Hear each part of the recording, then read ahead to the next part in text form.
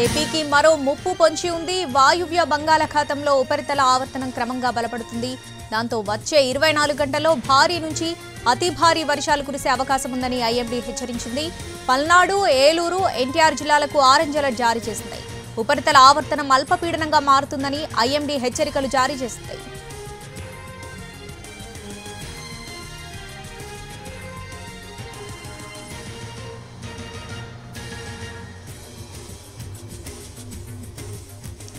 ఏపీలో ఇప్పటికే పలు చోట్ల భారీ వర్షాలు కురుస్తున్నాయి. కైకలూరు, తణుకులో 6 సెంటీమీటర్ల వర్షపాతం నమోదైంది. ఉత్తరాంధ్రలో మత్స్యకారులు వేట నిషేధం విధించారు. అల్లూరి, విశాఖ, అనకాపల్లి, కాకినాడ, ఉభయ గోదావరి, కోనసీమ, కృష్ణా, గుంటూరు జిల్లాలకు ఎల్లో బులెటిన్ వార్నింగ్ ఇచ్చింది ఐఎండీ. ఇక పశ్చిమ మధ్య బంగాళాఖాతంలో అల్పపీడన ప్రభావంతో ఇవాళ నుంచి భారీ వర్షాలు కురిసే అవకాశం ఉందని విశాఖ తుఫాన్ హెచ్చరికల కేంద్రం పేర్కొంది.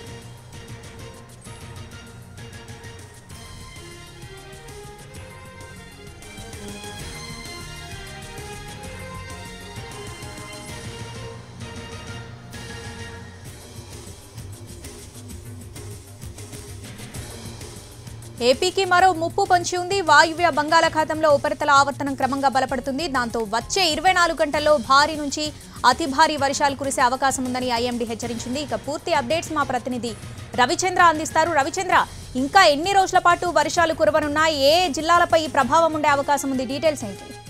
పశ్చిమ మధ్య బంగాళాఖాతంలో ఉపరితల ఆవర్తనం బలపడి అల్పపీడనంగా మారుతోంది.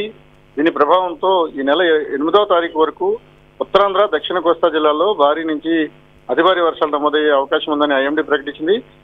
ఏదైతే వరద ప్రభావిత ప్రాంతాలుగా ఉన్న ఎన్టీఆర్, కృష్ణా, పల్నాడు జిల్లాలకు సంబంధించి మరో 24 గంటల పాటు ఆరెంజ్ బులెటిన్ వార్నింగ్ ను ఇష్యూ చేశారు. దీని ప్రకారం 7 సెంటీమీటర్లకు మించిన వర్షపాతం నమోదవుతుంది.